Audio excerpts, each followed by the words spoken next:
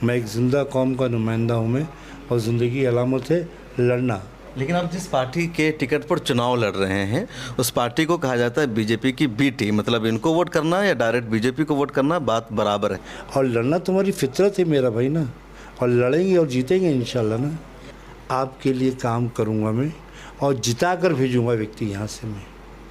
और अगर आपने ऐसा नहीं किया तो मजबूरन मुझको चुनाव में उतरना पड़ेगा। मैं तो पैदा यहीं हुआ हूँ ना, हाँ उत्तर भारत का हूँ मैं, लेकिन पैदा इसी गली में हुआ मैं, इसी गली में जवानी गई है, अब बुढ़ापा भी शुरू हो गया यहाँ पर।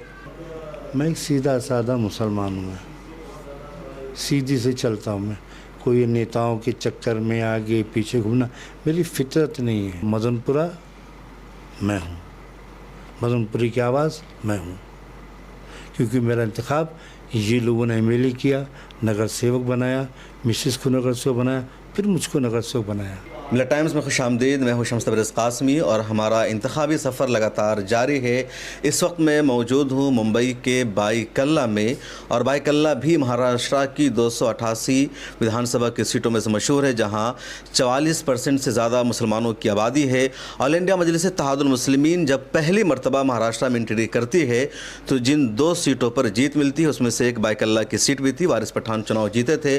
2024 में एमआईएम ने यहाँ से अपना उम्मीदवार फैयाज़ अहमद को बनाया है, जो कांग्रेस के भी जाने पहचाने नेता रहे हैं, कारपोरेटर रह चुके हैं, और इस मरतबा वारिस पठान की जगह बाईकल्ला से फैयाज़ अहमद चुनाव लड़ने जा रहे हैं। इस सीट पर इंडिया अलायंस ने किसी मुसलमान को उम्मीदवार नहीं बनाया है। दूसरी तरफ महायुति का अलायंस भी मैदान में मौजूद है। फैयाज़ अहमद साहब से बातचीत करेंगे, जानेंगे क्या इरादे हैं, क्या अज़ाइम हैं, क्या जीत हो सकती है। फैयाज़ साहब, मिला टाइम्स में खुशामदीद। जी शुक्रिया। ये सीट तो वारिस पठान साहब की थी, वो यहाँ से जीत चुके थे, पिछली बार भी चुनाव लड़े थे। फिर अचानक ऐसा क्या हुआ कि एमआईएम ने उनको यहाँ से हटाकर आपको उम्मीदवार बनाया है? मैं मुकामी हूँ, इलाकाई हूँ, और मेरा इस इलाके के अंदर काफ़ी काम है। इसके लिए मेरा इंतखाब अकबर साहब ने किया और मुझको यहाँ से उम्मीदवार बनाया। वारिस पठान साहब भी तो यहाँ के एमएलए रह चुके थे, काम क्या होगा, वो मकामी नहीं थे यहाँ के? वो थे, मैं हूँ, वो थे, मैं हूँ। वो भी यही सीट से लड़ना चाह रहे थे। वेलकम है, असद साहब हैं, अकबर साहब हैं, जाके उनसे बात करते, जहाँ से बोलते रहते, उन्होंने मुझको मुंतखब किया है तो मेरी जवाबदेही है। आपने बीच में ऑल इंडिया मजलिस इत्तेहादुल मुस्लिमीन को छोड़ दिया था, फिर दोबारा आपने ज्वाइन किया, क्या वजह बनी थी छोड़ने की? देखिए, जिस घर में 4 बर्तन होते हैं टकराते हैं, आवाज़ भी आती है, फिर शांति आ जाती है। कुछ ना कुछ तो बात हुई होगी, कुछ ना कुछ इख्तलाफात हुए होंगे, कुछ ना कुछ वक्त में ऐसा हुआ कि सिर्फ मिजाज के ख़िलाफ़ बात होगी। तो बातें सब जगह होती हैं, इख्तलाफ सब जगह होते हैं, लेकिन सबसे अच्छी बात है कि दोबारा मिलना ये बहुत ज़रूरी होता है।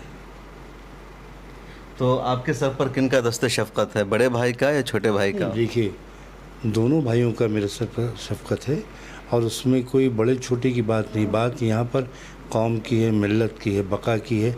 बात वो है, यहाँ पे कौम मिल्लत की बका के लिए मैं गया हूँ यहाँ पर। तो कांग्रेस क्यों छोड़ा आपने? क्या उधर से आपको टिकट नहीं मिला इस वजह से, या कोई और वजह है? भैया, कांग्रेस पार्टी जो थी सेना को बोल के उठ ली, आज सेना कांग्रेस मिल गई है, भारतीय जनता पार्टी को बोल के उठ ले रही है। तो ये तो खेल चल रहा है मुसलमानों के साथ में। कभी ये फुटबॉल बना के लात मारते हैं, इधर से भी लात उधर से भी लात, चादर बिछाते हैं। तो मुसलमान के लिए इनकी औकात यही कर दिया कि मुसलमान चादर बिछाएगा, बैंड बाजे का काम करेगा, या फुटबॉल की तरह लात मारा खाएगा। तो ये मेरी फितरत में नहीं है। मैं एक ज़िंदा कौम का नुमाइंदा हूँ मैं, और ज़िंदगी की अलामत है लड़ना, अपने हुकूक मांगना, और वो करता हूँ, मांगता हूँ, लड़ता हूँ मैं, और सबसे लड़ाई लड़ता हूँ मैं। आप कह रहे हैं कि आप जिंदा कौम के लीडर हैं। मैं नहीं हूँ, मैं एक छोटा मोटा कार्यकर्ता है, नुमाइंदा है। तो आपको लगता है कि इस चुनाव में जो कौम है वो ज़िंदा कौम होने का सबूत पेश करेगी, आपको वोट करेगी, असम्बली आपको भेजेगी? देखिए, यहाँ से जो MP हैं उनको जब भेज सकते हैं हम लोग, जबकि उनके ऊपर इतने आरोप हैं, जिसने ये कहा कि बाबरी मस्जिद शहादत पर मुझे गर्व है, जिसने औरंगाबाद का नाम बदलकर संभाजी नगर रख दिया, हाँ, जिसने मुसलमानों के वोटिंग राइट छीनने की बात की, जिसने श्री कृष्ण कमीशन रिपोर्ट को दबा दिया, जिसने बुरखे पे खामोशी अख्तियार की।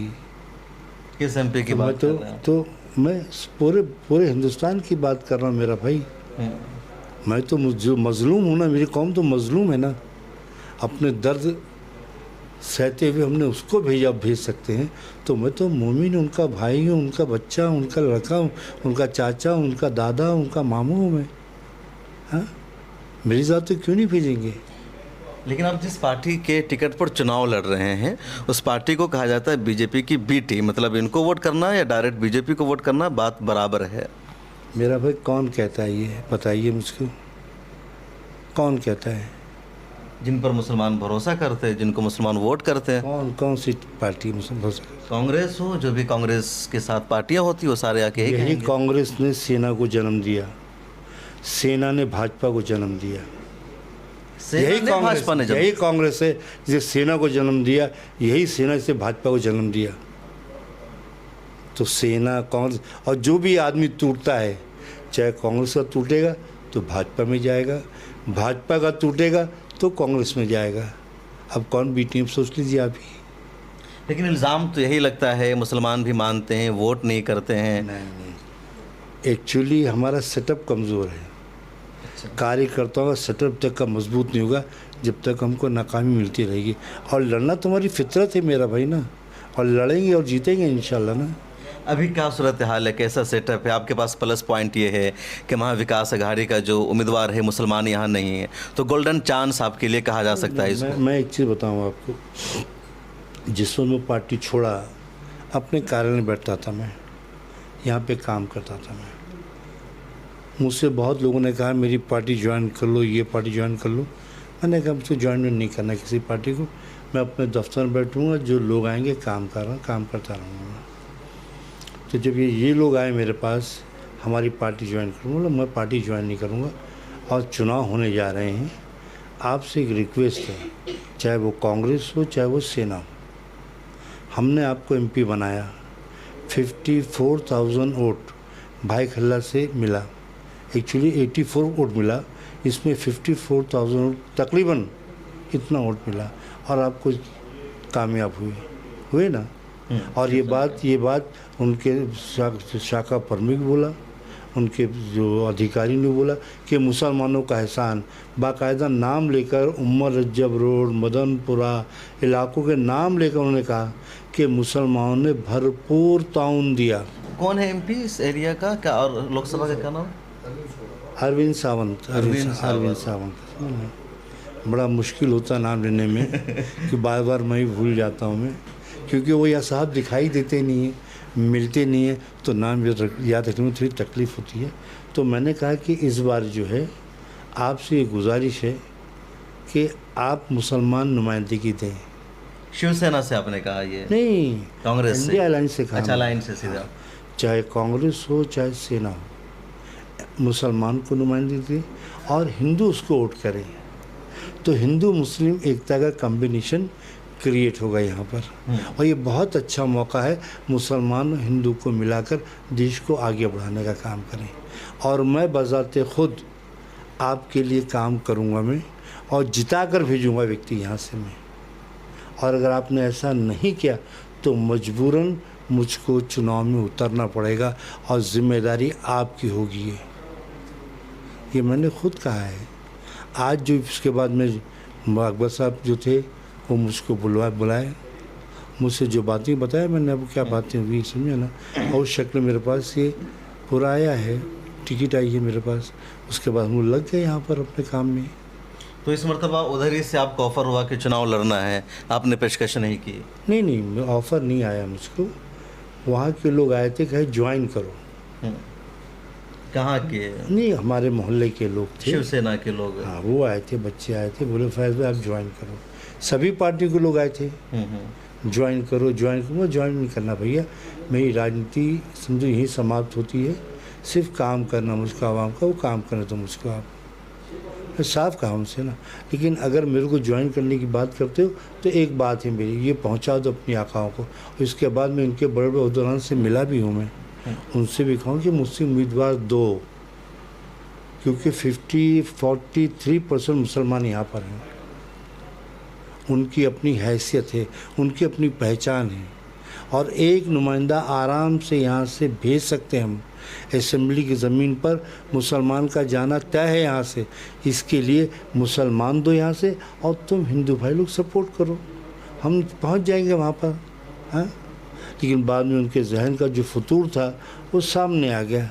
उन्होंने हमारे एक मनोज जमशूदकर नाम का व्यक्ति है, उसको बना दिया, दे दिया टिकट। तो मजबूरन हमको उतरना पड़ा ताकि कौम की नुमाइंदगी जो है उसको अपन कर सकें। तो आप इसलिए मैदान में उतरे कि यहाँ का एमएलए मुसलमान होना चाहिए। इस सीट के अलावा और भी कई सीट है, जैसे मुमरा है, अमरावती है, जहाँ मुसलमानों का जो वोट परसेंटेज है 40% से अबव है, लेकिन टिकट नहीं दिया गया। किस तरह आप देखते हैं, कैसे मुमकिन? हमारा बंदा है सैफ पठान, वहाँ पर तो है। मतलब अलायंस ने नहीं दिया। मेरा भाई जहाँ जहाँ पर मुसलमान व्यक्ति है वहाँ पे हमने उससे गुरेज किया। वहाँ अजीत पवार से एक और नजीमुल्ला भी है। ठीक है ना, ठीक है, वो सब है, ठीक है, कोई बात। तो और कौन ऐसा इलाका है आप मानते हैं कि कितनी सीटों पर महाराष्ट्र में मुसलमानों को टिकट मिलना चाहिए था? कितने एमएलएस पॉसिबल है? महाराष्ट्र के ताल्लुक से बात नहीं करूँगा मैं अब मेरा हल्का इतनी बड़ा भाई खल्ला, मैं उसी हल्के के ताल्लुक तक बात करूँगा, क्योंकि मेरा जीना भी यहाँ पे है, मरना भी यहाँ पर है, और आखिरी सफ़र मेरा यहीं से शुरू होगा। तो पहले अपनी ज़मीन को इंसाफ दिलाऊं, अपनी नस्लों को इंसाफ दिलाऊं, अपने नौजवानों को इंसाफ दिलाऊं, क्योंकि हमारी तो कट चुकी है, हमारी नस्लों की कटना बाकी है, और बहुत बुरे हालात में जा रही नस्लें हमारी। कब से आप यहाँ, कैसे यहाँ आए? मेरा भाई मैं तो पैदा ही हुआ हूँ ना, हाँ उत्तर भारत का हूँ मैं, लेकिन पैदा इसी गली में हुआ मैं, इसी गली में जवानी गई है, अब बुढ़ापा भी शुरू हो गया यहाँ पर, इसी गली से, इसी मोहल्ले से। उत्तर भारत में कहाँ से हैं आप? मैं अमेठी से हूँ मैं। अच्छा, अमेठी से हैं। जी जी जी। सोनिया गांधी की सीट से? सोनिया गांधी, राहुल गांधी, राजीव गांधी, सबसे ताल्लुकात मेरे हैं।